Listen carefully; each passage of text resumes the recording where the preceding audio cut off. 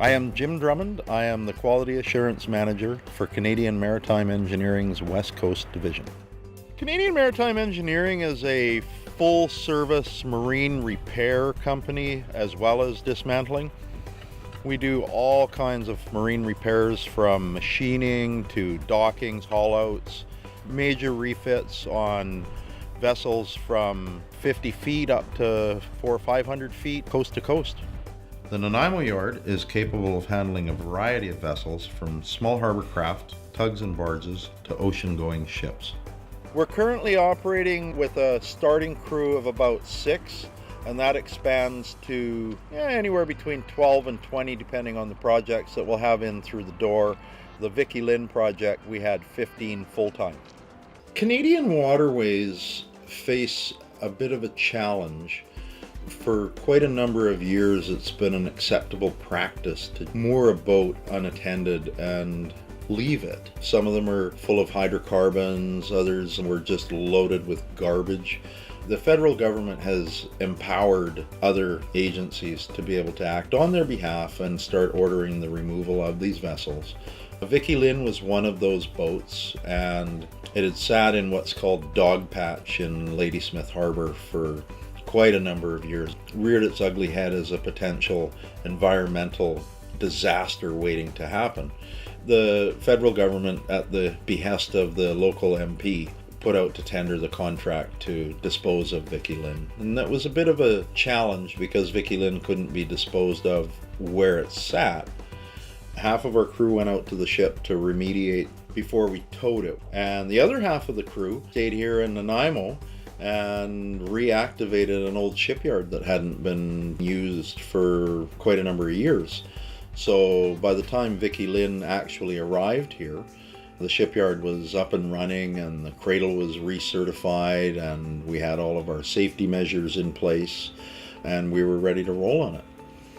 When Vicky Lynn arrived in Nanaimo, it had been subject to hourly vessel rounds to make sure that there was no ingress of water or any pollutants reaching the environment before we were able to get it up on land and contain it. We pulled the boat out on the cradle and about 10 guys were involved in that, making sure that it landed properly on the cradle. Our dockmaster controlled the show and we brought it up without a hitch. Once we had it up on the cradle and it was all secured, we protected the environment by putting environmental boom in behind the boat, and we had spill response plan in place just in case rainwaters flooded the compartments and oils leaked out that way. And then we brought it up on land and there was some more remediation work. There was some hazmat work. We had to remove the asbestos that was identified. We sent all sorts of samples off to the labs to get tested to make sure that we were working within not just WorkSafe BC guidelines, but also to make sure that the workers that were here knew what materials they were dealing with to mitigate all the risks that were associated with the completion of the job. Once we got the results back, we started to section the ship off. We cut holes throughout the ship so that we could have good access without having to work in confined spaces, taking the workers' safety into consideration. And we started taking pieces off. The mast came off. We had to keep the deck covered because, again, there was a bunch of hydrocarbons, particularly in the engine room. And we just kept on chipping away at it. We cut it into chunks big enough to be craned away. And we dropped those chunks down onto the cradle beside the boat and we cut those into smaller chunks so that they would fit into bins.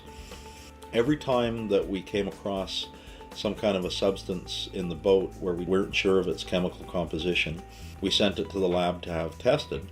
The variety of tools and methods used ranged from cutting torches to plasma cutters. We had a small excavator that we actually craned into the fish hold to dig out the foam.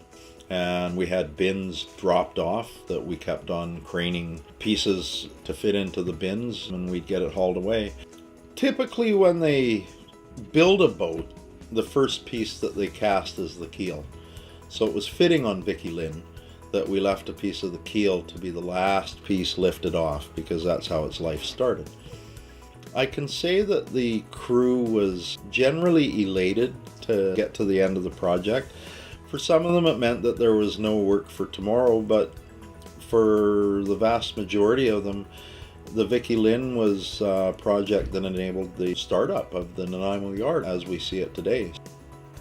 Deconstructing of this vessel took approximately 12 weeks from the time we towed it from the Ladysmith Harbor to the time that we took the last bin away from this yard. The range of skills required to complete this project included boat and equipment operators, divers, welders and fabricators, and laborers. We also provide painting and electrical services, wood construction and finishing, pipe fitting, and engineering services.